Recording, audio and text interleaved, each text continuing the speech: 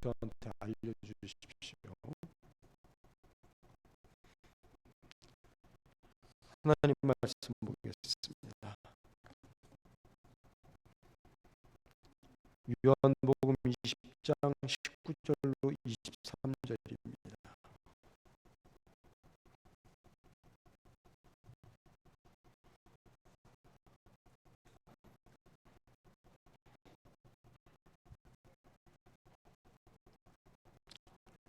이날 곧 안식 후 첫날 저녁 때에 제자들이 유대인들을 두려워하여 모인 곳의 문들을 닫았더니 예수께서 오사 가운데 서서 이르시되 너희에게 평강이 있을지어다. 이 말씀을 하시고 손과 옆구리를 보이시니 제자들이 주를 보고 기뻐하더라.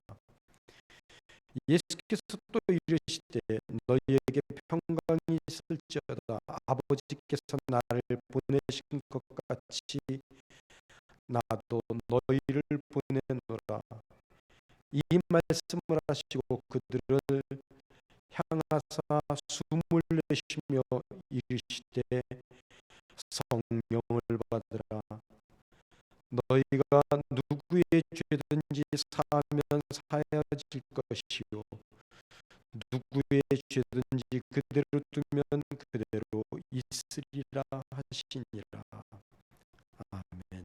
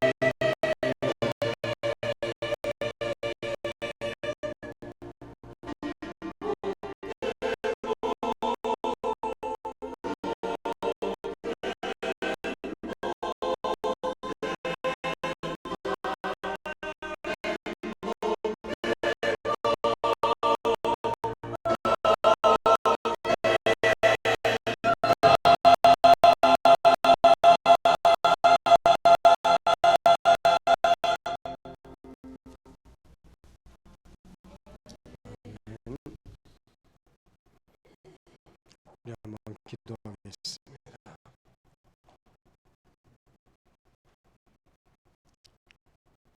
이 시간에 이제 우리가 하나님 말씀을 함께 묵상하고 우리의 삶과 가슴에 적용하기 위해 머리를 숙입니다. 성령 하나님께서 조명해 주시고 인도해 주셔서 오직 우리들에게 필요한 것들만이 전해질 수 있는 소중한 시간 되어지도록 인도해 주시옵소서. 참으로 우리의 삶 속에 우리의 각자의 상황에 잘 적용이 되어질 수 있는 이 시간 이 자리 되어지도록 인도해 주시옵소서. 예수님의 이름으로 기도드렸습니다. 아멘.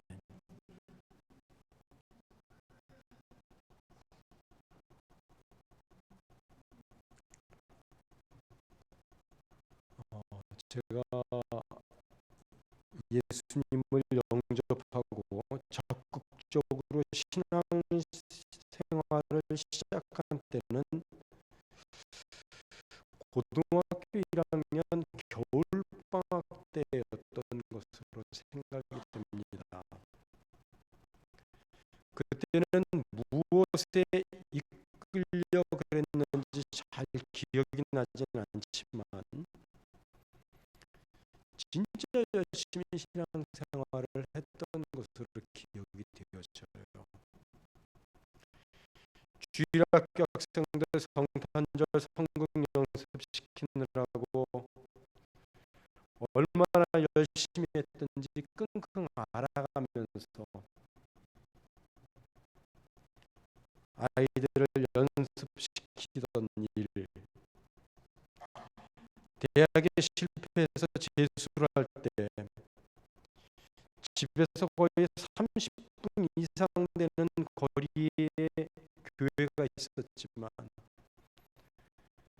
한 번도 빠지지 않고 새벽마다 기도에 참석했던 일들, 그리고 아이들 데리고 현충사와 같은 고적지를 답사하면서 아이들과 마음을 나누고 함께했던 일 등등 여러 가지 일들이 생각나는데 그 중에서도 잊지 못하는 것은 그 당시에는 해마다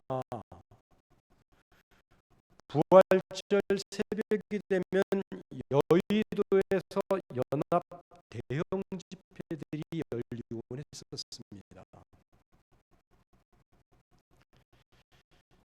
그 집회를 몇 년 동안 계속해서 버스를 타고 참석하고 집회가 끝난 뒤에는 한강 다리를 건너서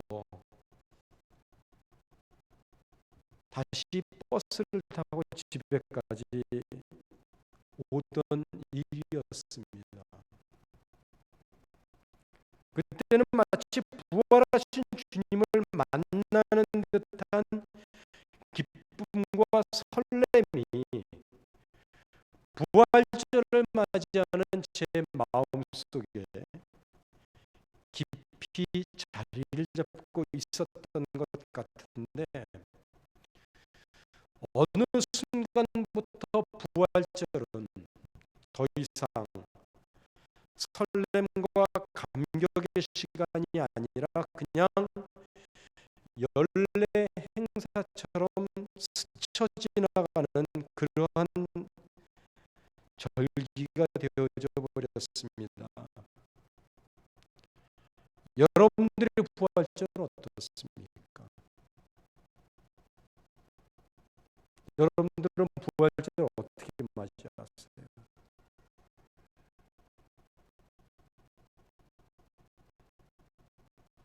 그런데 여러분들 그거 아십니까? 기독교 역사 속에서 부활절을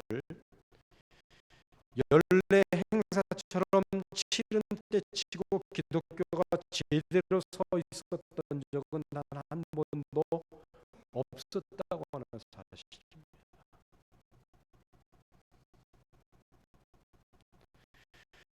부활절을 연례 행사처럼 치르는 대부분의 기독교인들은 자신의 삶 속에서 한 번도 부활을 삶으로 증명해내거나 살았던 모습을 보여주지 못했습니다.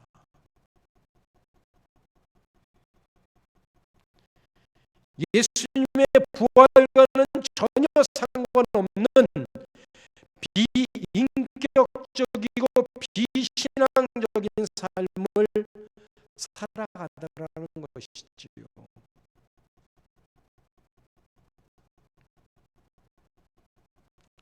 오히려 세상의 유혹에 빠져서 부활하신 예수님은 자신의 소원을 이루어주는 우상으로 전락해버리곤 했습니다. 그런 의미에서 오늘 우리는 예수님의 부활을 다시 한번 재조명해 볼 수 있어야 되고, 예수님의 부활이 어떻게 나의 삶 속에서 구체적으로 적용되어 나타날 것인가에 초점을 맞추어 볼 수 있어야 될 것입니다. 본문의 내용은 두려움과 절망 속에 있는 제자들에게 부활하신 예수님이 나타나신 내용을 담고 있지요. 예수님이 겟세마네 동산에서 잡히시던 날 밤, 제자들은 자기들의 살 길을 찾아 뿔뿔이 흩어졌습니다. 그 중에 한 제자는 겉옷 대신에 혼이불로 자신의 몸을 감싸고 있었는데, 군병전 하나가 혼이불을 잡자 그 혼이불을 맞아 내팽개친 채 벌거벗은 몸으로 도망을 했고, 한 제자는 예수님을 세 번이나 모른다고 부인하고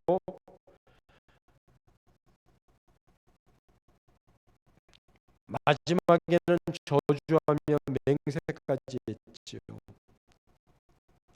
또 다른 제자는 예수님을 은 30에 팔았다가 양심의 가책을 받고 목을 매서 자살을 했습니다. 그리고 본문 19절 말씀을 보면 우여곡절 끝에 그 흩어졌던 제자들이 어느 한 방에 모였는데,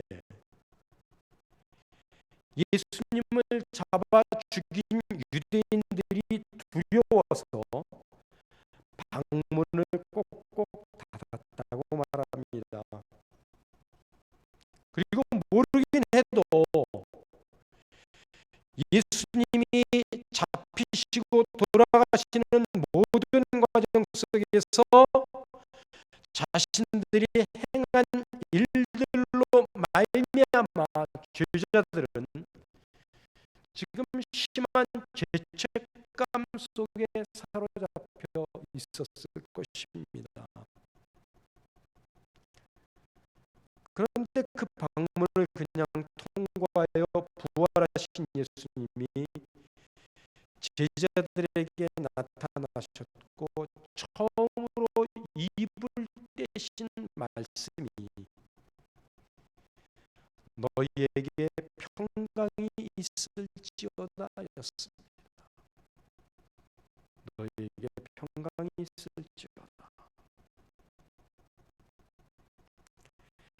이 한마디의 말씀은 두려움과 공포에 사로잡혀 있던 제자들의 마음에 희망과 새 힘을 주는 말씀이 아니었을까라는 생각을 갖게 합니다.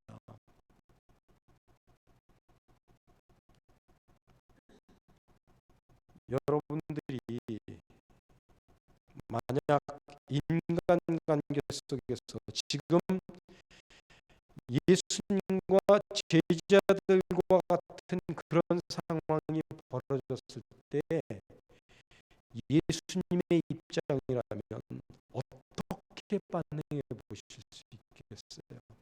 어떻게 반응하시겠습니까? 지극히 인간적인 모습들이 나타나지 않을까 하는 생각이 듭니다. 아니, 베드로, 이 괘씸한 놈,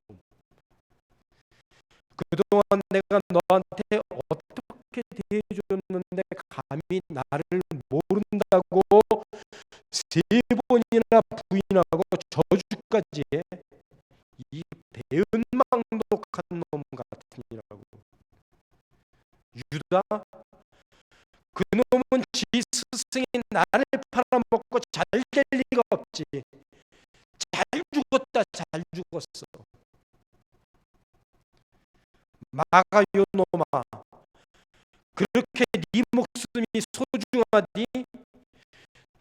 지만 잘 먹고 잘 살겠다고 감히 나를 버리고 홀딱 벗은 몸으로 한밤중에 도망을 가?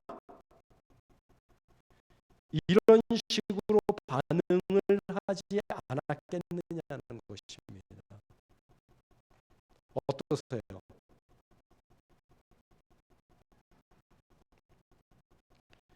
이런 형편없고 여전히 오합지졸에 지나지 않는 제자들을 향해 예수님은 19절에 이어서 21절에서도 다시 한번 더 평강을 말씀하시며 이들을 파송하신다고 하시므로 여전히 신뢰하고 계시는 말씀을 하시는 것입니다.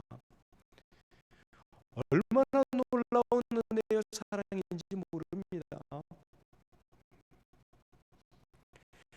이는 그동안의 죄책감을 한 번에 불식시켜주는 말씀이고 절망과 두려움을 떨쳐버리고 새로운 힘을 얻을 수 있도록 도와주는 그런 말씀이었습니다. 그리고 오늘 우리는 이 사실 앞에 우리 또한 힘을 얻을 수 있지 않을까 하는 생각을 하게 됩니다. 사실 우리의 믿음을 돌아볼 때 얼마나 연약하고 부족한 모습들이 많아 보입니까? 우리의 마음에는 늘 하나님이 원하시는 삶을 살아내지 못함으로 인한 죄책감들이 있지 않습니까? 그 죄책감에 눌려서 살아가고 있지 않냐는 것이지요. 그래서 목사로의 자격과 위치를 논하고 장로로서의 자격과 위치를, 권사 집사로서의 위치와 자격을 논할 때 그 자격과 위치에 걸맞는 삶을 살지 못함에 대한 죄책감을 가질 수밖에 없는 것이 우리들의 모습이 아니냐는 것이지요. 그래서 조금도 사랑하지 못했고 조금 더 너그러운 마음으로 서로를 바라보지 못했고 조금 더 뜨겁게 헌신하고 봉사하지 못했다는 것이 늘 우리의 마음 한쪽에 자리를 잡고 있는 내용들이 아닙니까? 그런 우리들을 향해 예수님은 다가오셔서 부드럽고 인자하신 음성으로 말씀을 하시는 것입니다. 너희에게 평강이 있을지어다. 아버지께서 나를 보내신 것 같이 나도 너희를 보내노라. 마치 이전에 실수하고 잘못했던 모든 내용들은 아예 알지 못하는 것처럼 우리를 끝까지 신뢰해 주시고 사랑해 주시는 주님의 말씀입니다. 그래서 우리는 이 사실 앞에 새로운 힘을 얻을 수 있는 것입니다. 하나님은 결코 우리를 죽도록 매질하시는 분이 아니시지요. 우리의 허물과 실수와 잘못들을 품으시고 용서하시며 이해하시며 지금의 모습이 아니라 훗날 하나님 앞에 섰을 때 그 모습으로 우리를 인정해 주시는 그런 분이시라는 것입니다.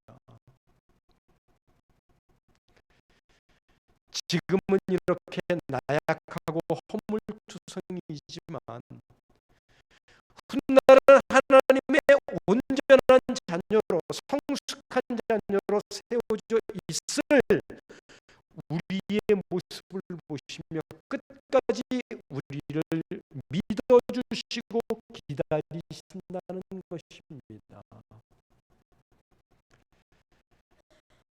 얼마 전에 제 아내와 딸이 원티드라고 하는 드라마를 보고 있더라고요. 그래서 저도 잠깐 본 적이 있습니다. 근데 그 드라마를 통해서 인간이라고 하는 존재가 얼마나 이중적이고 자기의 잘못을 숨기기 위해서는 얼마나 끔찍한 일도 마다하지 않고 저지를 수 있는지, 정의와 진실을 외치는 그 가면 뒤에는 얼마나 가증스럽고 구역질나는 죄를 숨기고 있는지를 본 적이 있습니다. 드라마이긴 하지만 그것이 오늘을 살아가는 우리들의 대표적인 모습이 아닐까 여겨지는 거예요. 그래도 하나님이 그런 인간들을 일일이 찾아내셔서 벌을 주시는 것을 보신 적이 있으세요? 어떠세요?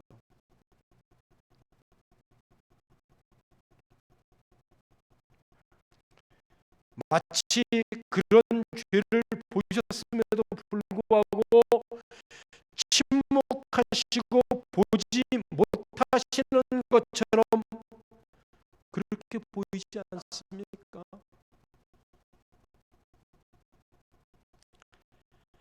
아예 인간들의 세상에는 관여하지 않으시는 분처럼 보이지 않습니까? 하나님은 할 수만 있다면 이런 못된 죄를 지은 인간들이라 할지라도 회개하고 하나님 품에 돌아올 수 있도록 기회를 주시고 기다리시는 것입니다. 그러나 과연 하나님이 그렇게만 하고 끝나실까요? 때가 되면 우리들의 죄와 허물들은 설령 마음속 깊은 곳에 꽁꽁 숨겨놓고 아무도 모르는 죄조차 스스로 고변하게 될 날이 올 것입니다. 그러나 그 전에 하나님은 그러한 죄를 가지고 있는 우리라 할지라도 믿어주시고 용서해 주시고 사랑해 주시며 하나님의 일을 맡기시는 은혜를 베푸시는 우리의 영원한 아버지시라는 것입니다. 참으로 모세가 출애굽기에서 고백한 대로 노하기를 더디하시고 인자가 무궁하시며 자비와 긍휼이 풍성하신 분이 바로 우리의 아버지 하나님이십니다. 그리고 그 하나님이 이제 부활하신 후 지금 제자들 앞에 나타나셔서 너희에게 평강이 있을지어다. 아버지께서 나를 보내신 것 같이 나도 너희를 보내노라 라고 말씀하시며 오늘 우리들에게도 동일한 사랑과 마음으로 대하고 여기고 계시는 것입니다. 너희에게 평강이 있을지어다. 아버지께서 나를 보내신 것 같이 나도 너희를 보내노라. 이 말씀 앞에 다시 한번 힘을 얻고 살아계신 하나님께로 더욱 뜨겁게 나아가시기를 원합니다. 때때로 고난을 당하여 힘들어하고 고통하는 가운데 하나님이 나를 사랑하신다면 왜 나에게 이런 일들이 생길까라고 회의에 빠지는 경우들이 있습니다. 그러나 그때마다 우리들이 기억하고 마음에 떠올려야 할 것은 우리가 자녀들을 양육함에 있어서 자녀들이 잘못하고 실수를 할 때 우리들이 어떤 마음으로 자녀들을 대해왔는가 하는 사실을 먼저 생각해 보실 수 있게 되시기를 바랍니다. 자녀들이 잘못했다고 매를 들지만 자녀들이 죽으라고 매를 드는 그런 부모들은 없지요. 그 매를 때려서 그 매를 맞아서 자녀들이 죽으라고 그렇게 생각하면서 매를 드는 부모는 없다는 것입니다. 오히려 매를 드는 부모의 손이 간만에 매를 들었다고 신이 나서 자녀들을 때리는 그런 부모들 보셨어요?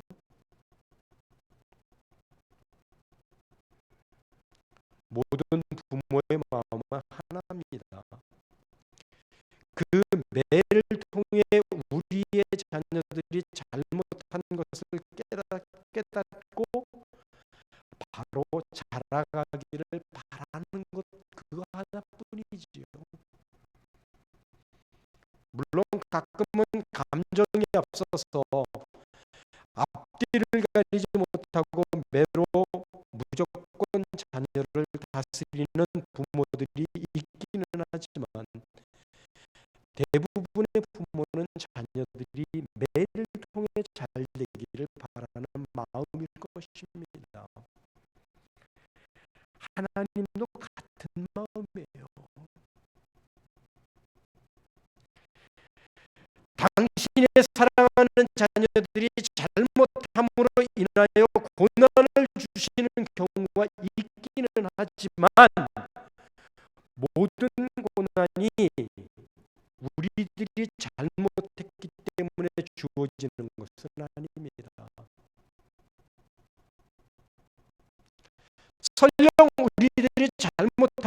실수함으로 인해서 하나님이 고난을 주신다고 해도 그 고난으로 우리가 완전히 망하고 일어설 수 없게끔 하기 위한 것이 목적은 아니라는 것입니다.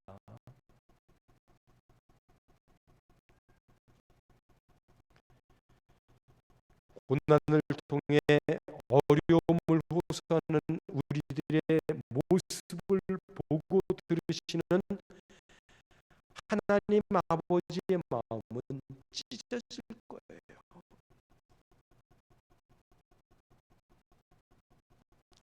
자녀에게 매를 드는 부모의 심정, 바로 그것이 하나님 아버지의 심정인 것입니다. 그래서 하나님은 이 땅에 가정을 세우시고 그 가정을 통해 하나님 아버지의 마음을 이해할 수 있도록 배려해 하셨던 것입니다. 우리들이 하나님의 마음을 알아갈 수 있도록 하신 것입니다. 그러므로 가정사에서 일어나는 모든 일들, 부부관계, 부모와 자녀와의 관계, 결혼 생활을 지속시켜가는 모든 관계의 여정은 바로 우리가 하나님을 보다 깊고 구체적으로 알아갈 수 있는 기회들인 것입니다. 그래서 설령 나의 잘못으로 고난이 찾아왔다 하더라도 이 고난을 통해서 하나님이 나에게 원하시는 것은 무엇인지, 이 고난 속에서도 결코 하나님의 품을 떠나지 않고 오히려 더욱 하나님께 가까이 다가가는 기회로 삼는다면 모든 고난은 분명 우리에게 유익이 되고 감사의 제목과 내용들이 될 수 있을 것입니다. 아울러 하나님은 우리의 잘못과 허물 때문일지라도 고난이라는 매질은 거의 하시지 않는 분이라는 사실을 함께 기억하셨으면 좋겠습니다. 물론 전혀 하시지 않는 것은 아닙니다. 가끔씩 있어요. 그러나 대부분은 잘못을 깨달으라고 고난이라는 매질을 선택하시는 하나님이 아니시라는 것입니다. 아마도 하나님께서 고난을 통해 우리의 잘못과 죄를 깨닫게 하기 위한 것은 그 고난이 아니면 깨닫지 못하기 때문에, 그렇기 때문에 가능성이 훨씬 큽니다. 그 사람은 고난을 통해 자신의 잘못을 깨달을 수밖에 없는 기질과 환경과 가치관을 가지고 있기 때문에 고난을 주시는 것이지, 아무나 또는 아무 때나 고난이라는 매질을 하시는 하나님은 아니시라는 것입니다. 오히려 우리가 잘못했기 때문에 그것을 깨닫게 하기 위함보다는 우리의 그 고난을 통해서 내려놓지 않으면 안 되는, 내려놓을 수밖에 없게끔 하기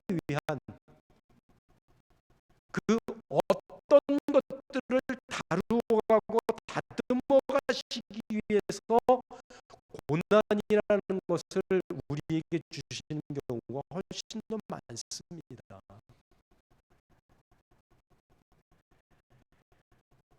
우리는 자신이 미래에 얼마나 변화될지 모르지요. 우리가 아는 것은 과거와 현재에 머물러 있을 뿐입니다. 단지 주어진 삶 속에서 나름 최선을 다해서 살아갈 뿐이지요. 그러나 하나님은 과거와 현재와 미래는 한 시점에 지나지 않으며 동시에 모든 것을 보시고 알고 계십니다.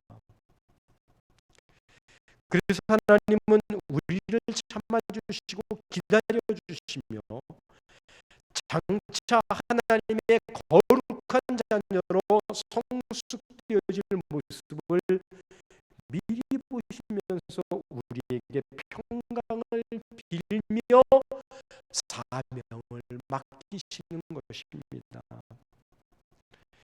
마치 지금 예수님이 제자들을 찾아오셔서 잘잘못을 따진 것이 아니라 평강을 빌고 그들에게 자신의 사명을 맡기시는 것과 똑같은 이치라는 것입니다.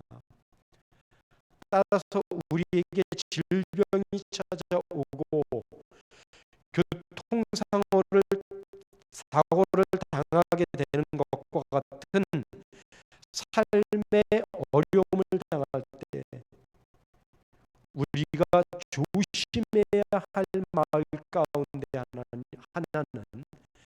하나님이 치셨어라는 말입니다. 하나님이 치셨어.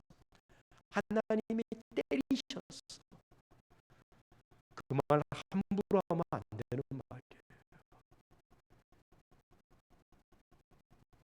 그럴 때가 가끔 있다고 그랬죠. 그런데 그것이 보편적은 아니라는 거예요. 그러니까 그 말을 함부로 하지 마세요. 우리가 부주의하면 교통사고가 당하게 됩니다. 과속을 하면 당연히 벌칙금 날라오지요. 신호를 무시하면 교통사고가 날 수밖에 없는 것입니다. 건강을 조심하지 않으면 건강을 잃게 되는 것이고 여러 가지 질병에 노출되어서 고생을 할 수밖에 없는 것입니다. 우리가 그리스도인이라고 해서 이런 문제에 있어서 하나님이 특혜를 주시는 것 아니지요. 우리도 조심해야 할 부분을 조심하지 않으면 어려움을 당하게 되는 것입니다. 마치 믿는 자에게나 믿지 않는 자에게 똑같이 자연의 재해를 경험하는 것과 같은 이치지요. 믿는 자라고 해서 홍수가 일어나면 그 홍수가 믿는 사람의 집을 피해서 믿지 않는 사람의 집들만 휩쓸고 가는 그런 경우는 없습니다. 우리가 이 땅에서 살아가는 동안 우리는 믿음과 관계없이 얼마든지 어려움을 당할 수 있습니다. 단 우리가 그런 어려움을 당하게 될 때 스스로를 돌아보고 더욱 하나님 앞에서 겸허한 자세를 취하고 그 일을 통해 하나님과 더욱 긴밀하고 친밀한 관계 속에서 살아가면 되는 것입니다.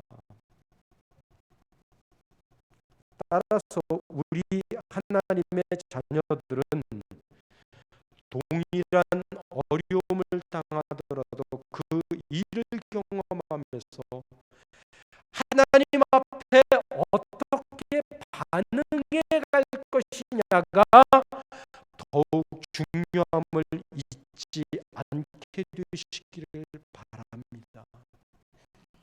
누구에게나 일어나는 그 일들을 통해서, 그 고난이라는 어려움을 통해서 나를 내려놓는 계기로 삼으시라는 것입니다. 나를 버릴 수 있는 기회로 삼으시면 되는 것입니다. 사실 지난 주간에 제가 우리 아이들에게 조금 미안한 일이 있었습니다. 보통은 제가 새벽 기도 때문에 10시면 잠을 자게 되는데 며칠 전에도 10시에 잠을 잤어요. 그런데 제가 잠신경이 좀 예민합니다. 분명히 12시는 넘은 것 같이 느껴지는데 기범이 목소리가 들리기 시작하는 거예요. 그리고 막 무엇인가를 떠들어요.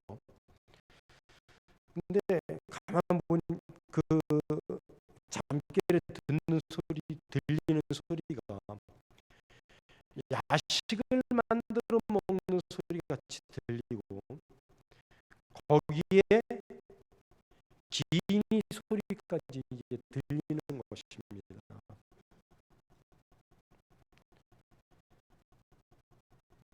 집안에 왔다 갔다 하고 떠드는 소리가 잠결에 신경이 쓰였는데 일어나서 뭐라고 하면 잠이 깰까봐 그러지도 못하고 계속 선잠을 자고 있는데 갑자기 요란한 벨소리가 들리기 시작했습니다. 처음에는 아이들 핸드폰 알람 소리가 갑자기 크게 들리는 줄 알았어요.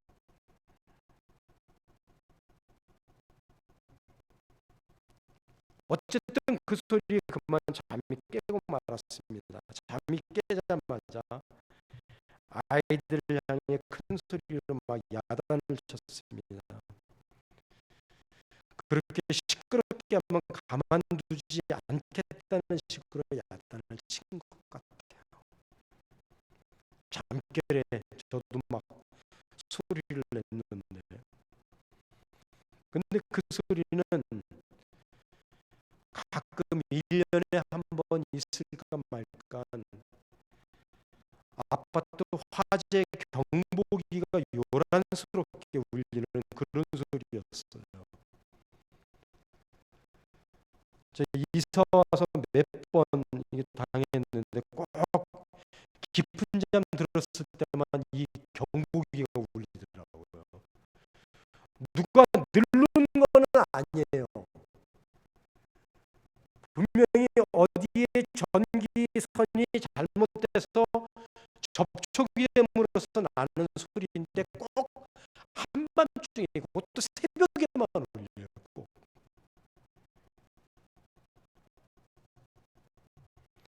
그래서 잠을 자는 아파트 사람들을 전부 끼워놓곤 합니다.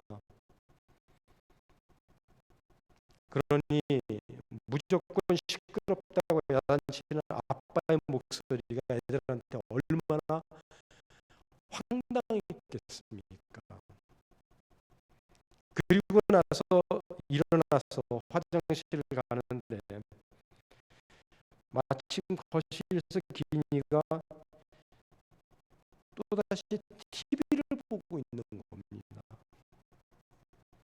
그때 시간이 모르겠어요. 1시 반에서 2시 반 사이쯤 됐던 아직까지 잠을 자지 않고 TV를 보고 있던 기니한테 저로 인해서 또 야단을 또 맞은 거예요.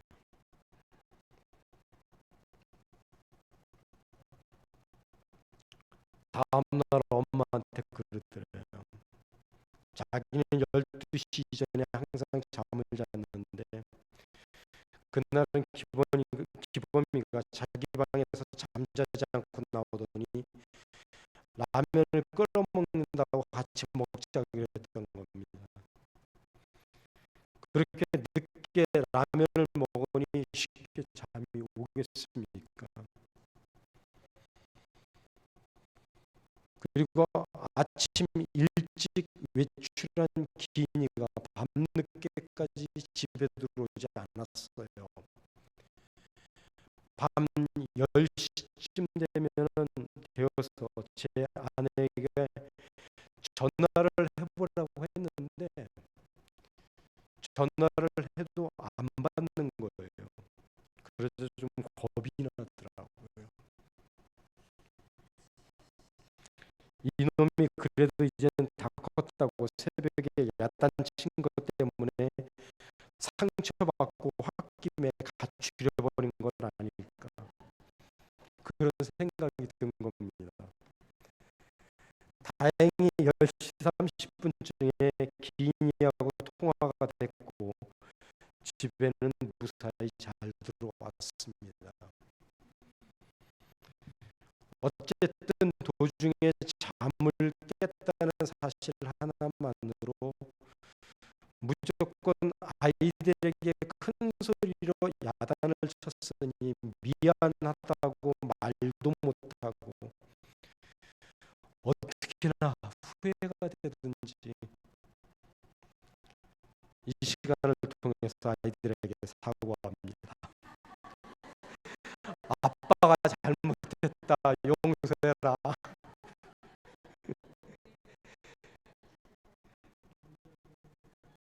자녀를 양육하면서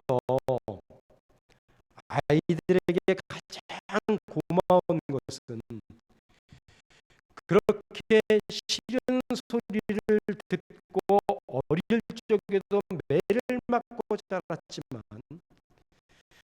그래도 그것 때문에 가출을 하지 않고 시간이 되면 어김없이 집에 다시 들어오는 그 일, 그거 아니겠어요? 얼마나 아이들이 고맙습니까? 그게 그렇게 싫은 소리를 들었는데도 어느 정도 시간이 지나면 아빠, 엄마를 찾으면서 다시 대화를 시작하고 언제 그랬냐는 듯 깔깔대고 웃는 모습이 가족 아니겠냐는 거예요. 이것이 부모와 자녀의 관계 아니겠습니까? 그런데 하나님 아버지와 우리와 우리 자녀인 우리와의 관계도 똑같은 거예요. 우리가 잘못을 해서 이건 하나님이 우리를 다루시기 위해서 이건 우리의 인생에 어려운 일이 생기고 고난이라는 것을 경험한다고 하나님께 등을 보이고 담을 쌓는 것은 아니라는 거지요. 하나님 편에서도 우리와의 관계를 끊어버리기 위해서 매질을 하고 고난을 주시는 경우는 절대로 없습니다. 하나님은 우리의 아버지시고 우리는 그분께서 가장 소중하게 여기시고 사랑하시는 예수라는 값을 지불하고 입양된 사랑받는 자녀들입니다.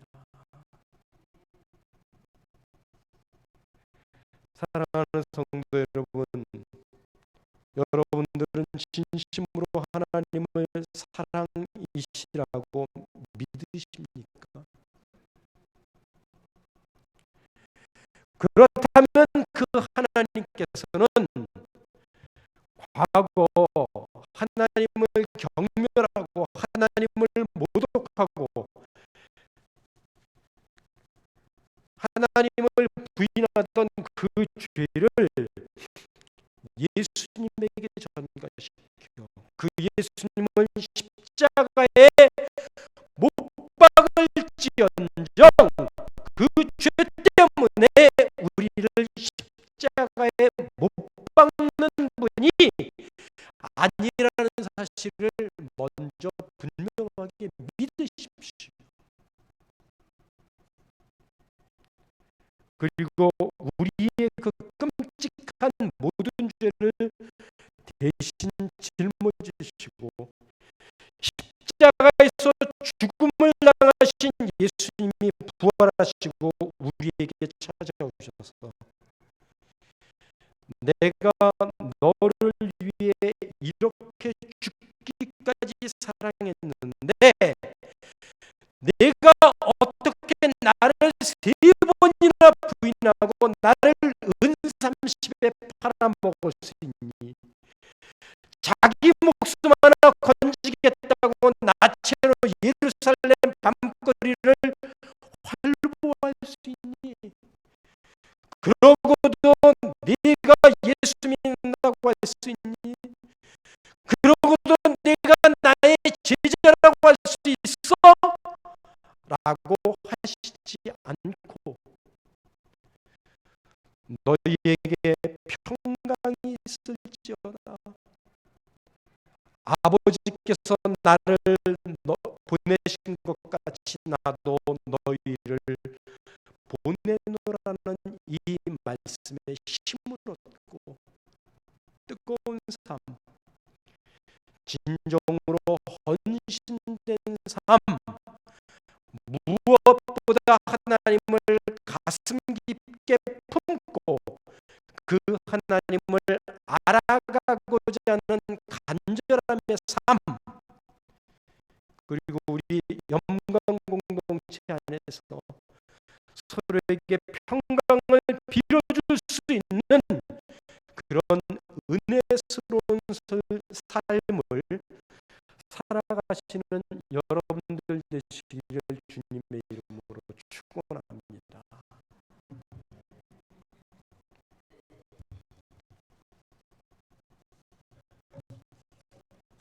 이 시간